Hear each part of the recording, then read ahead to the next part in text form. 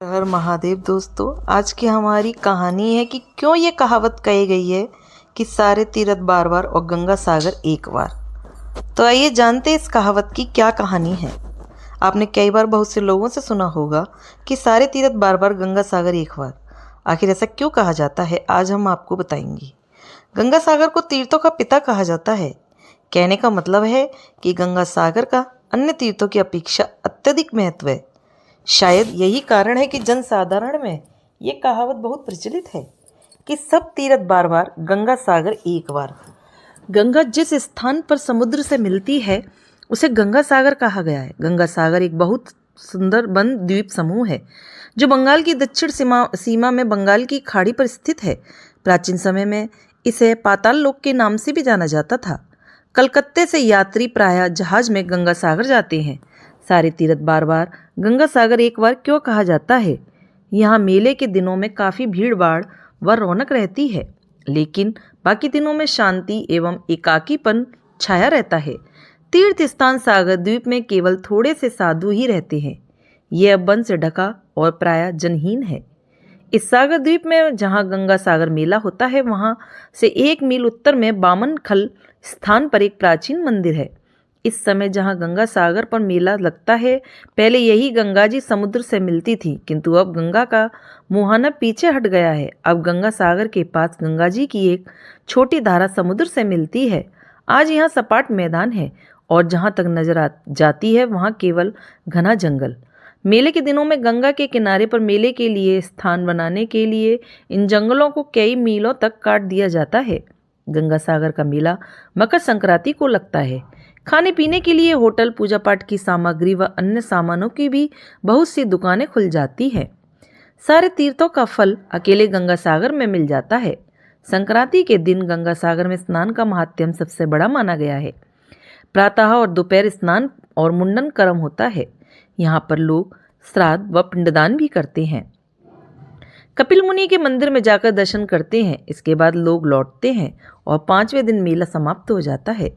गंगा सागर से कुछ दूरी पर कपिल ऋषि का सन 1973 में बनाया गया नया मंदिर है, जिसमें बीच में कपिल ऋषि की मूर्ति है। उस मूर्ति में एक तरफ राजा भागीरथ को गोद में लिए हुए गंगा जी की मूर्ति है तथा दूसरी तरफ राजा सगर तथा हनुमान जी की मूर्ति है। इसके अलावा यहाँ सांख्य योग के आचार्य कपिलानंद जी का आश्रम, महादेव मंदिर, योगेंद्र मठ, शिव शक्ति महानिर्वाण आश्रम और भारत सेवाश्रम संघ का विशाल मंदिर भी है।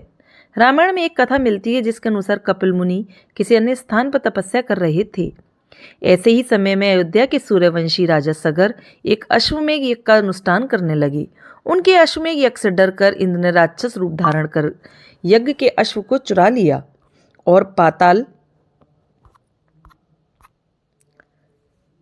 में ले जाकर कपिल के आश्रम में बांध दिया। राजा सगर की 2 पत्नियां थी, केशनी और सुमति। केशनी के गर्भ से असमंजस पैदा हुआ और सुमति के गर्भ से 60,000 पुत्र। असमंजस बड़ा ही उद्दत प्रकृति का था, वे प्रजा को बहुत पीड़ा देता था, अतः सगर ने उसे अपने राज्य से निकाल दिया था। अश्वमेघ का घोड़ा चुरा लिए जाने के कारण सगर बड़ी चिंता में पड़ गए।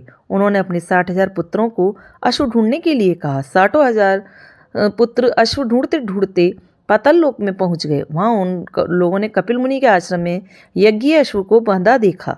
उन लोगों ने मुनि कपिल को ही चोर समझकर उनका काफी अपमान कर दिया। अपमानित होकर ऋषि कपिल ने भी सभी को शाप दिया, तुम लोग भस्म हो जाओ। शाप मिलते ही सभी भस्म हो गए। पुत्रों के आने में विलंब देखकर राजा सगर ने अपने पौत्र अंशुमान, जो असमंजस का पुत्र था, को पता लगाने के लिए भेजा। अंशुमान खोजते खोजते पाताल लोक पहुंचा। वहां अपने सभी चाचाओं को भस्म रूप में परिणित देखा तो सारी स्थिति समझ गया। उन्होंने कपिल मुनि की स्तुति कर प्रसन्न किया। कपिल मुनि ने उसे घोड़ा ले जाने की अनुमति दे दी और ये भी कहा कि यदि राजा सगर का कोई वंशज गंगा को वहां तक ले आए तो सभी का उद्धार हो जाएगा। अंशुमान घोड़ा लेकर अयोध्या लौट आया।